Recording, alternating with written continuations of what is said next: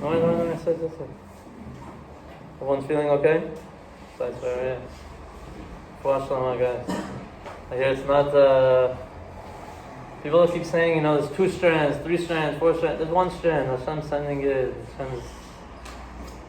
not African American, that from Africa, from London, from this. Hashem sends it where He wants to send it. He knows who to give it to and when to give it to them. It's not, you think right when I'm about to come out of quarantine, all of a sudden I go back into quarantine. You think it's all of a sudden? No, Hashem knows who to give it to and when to give it to them. So a quick thing on the parasha. Moshe Rabbeinu is born. He's put into the river. Pharaoh's daughter finds him in the river. And finally, he grows up in the house as an Egyptian king in a palace.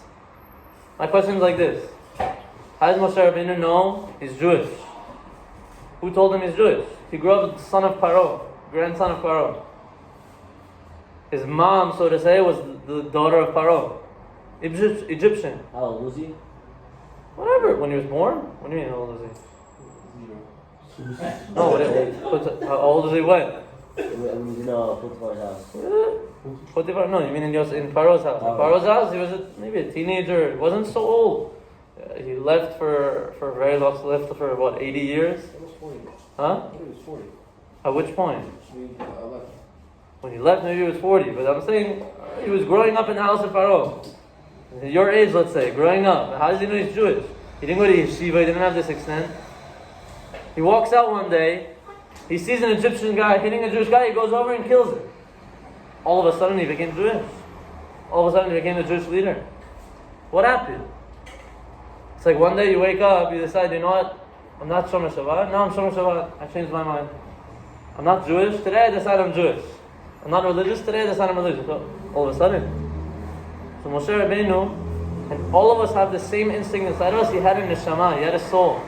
And in this soul, he had a connection to every other soul, because it all comes from one place.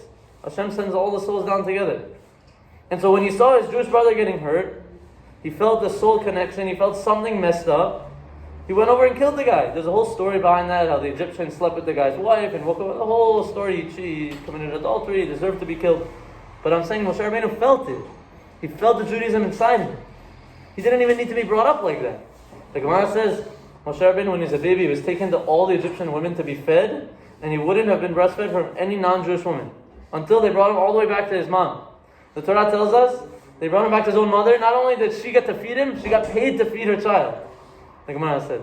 She got paid to feed her own child. Understand that tzaddikim, they get paid to do the simplest things that you think are 1, 2, 3. But it all comes to understanding that Hashem runs the world. Hashem's in charge. We have this neshama connection to Hashem and all the neshama that He sent in this world. I don't know, most of you are from Grey Neck, so I'm going to address Grey Neck. You came from Grey Neck.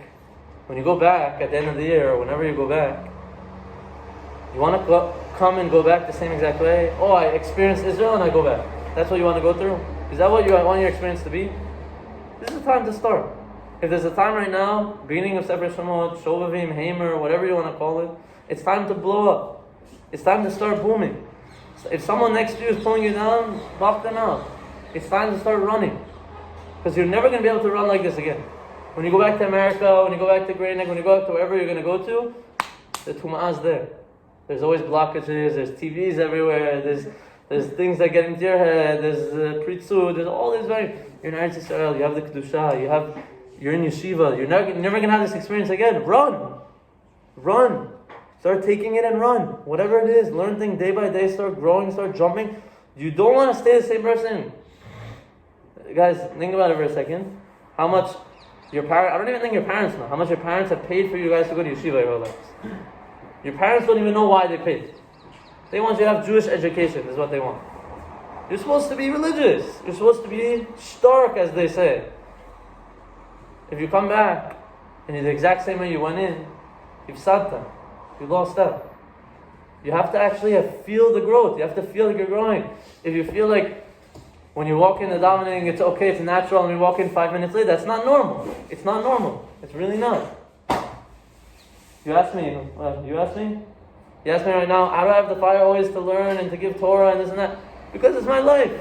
I made it my life. It's the most important thing in the world. That's how you feel the connection. You feel alive when you're doing it. I'm sure most of you, if not all of you, if some of you, whatever, one of you, when you wake up in the morning, you feel not alive. Why? Because you don't have that connection. Moshe Rabbeinu had that connection. Moshe Rabbeinu didn't need anything. So in fact, it could be that, there's a kind of kid who his whole life he goes to public school, all of a sudden one day he blows up. And there's a kind of kid who goes to yeshiva his whole life and he never wakes up. What do you want to be? You guys went to yeshiva your whole lives, most of you, if not all of you. Okay? It's time to wake up. Time to feel that Moshe Rabbeinu neshama inside you. Feel that connection. You were given it. Hashem wanted it for you. Hashem gave your parents the opportunity to pay for you to go to actual yeshiva to learn Torah. Now is the time. There's no distractions. Even during quarantine. I'm telling you, even the quarantine is a blessing. You don't know. Quarantine for me was the biggest blessing in the world. Having Corona itself was a blessing. You don't see it now. It takes time to realize it. You have to try to connect, try to jump, try to run towards it. It's the only way. Or else you're going to see at one point, kivyachol, so to say, you're going to see an Egyptian hitting a Jew and you're going to walk by him and not care.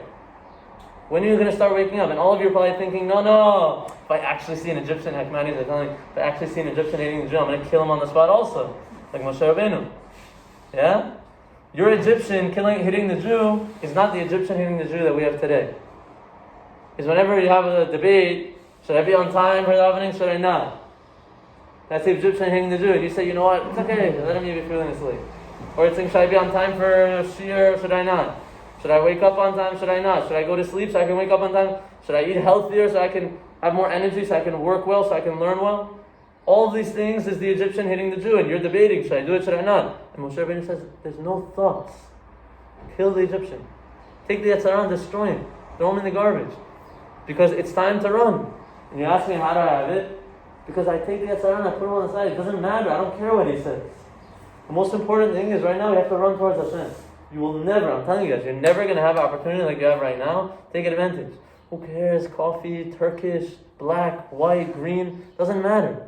Doesn't matter what kind of cereals you have. Doesn't matter what milk you have. Eat so you have energy so you can learn Torah so you can run to Hashem. Because you only have right now. I'm telling you right now. And when you go back, whatever your reason is for wanting to grow, whether it be for yourself, whether it be to show your parents that you actually grew, or to show whoever back home, you want to do it. And if there's a time to start, it's right now. There's a big, big thing in Shamayim right now that can make a mark in Shamayim in your neshama. If you really start now, you can make a huge tikkun. Fix yourself. If you have problems, if you still have social media, bichlal, you're still behind the game. You're still not on it. I'm telling you now. And you're probably thinking like, oh, this guy's fanatic. Okay, fanatic, what's that? You're going to go back, you're not going to have grown. It's straight out simple. You're going to ask me, how am I like this? Because I deleted social media. I don't have Snapchat, I don't have Instagram, I don't have Facebook, I don't have this, I don't have that. I have WhatsApp. Sorry. I waste enough time on WhatsApp. How much more do I have to waste on all other? You don't realize how much time you have in a day until you throw all those things in the garbage and say, let me run. I'm telling you, it's time to take advantage.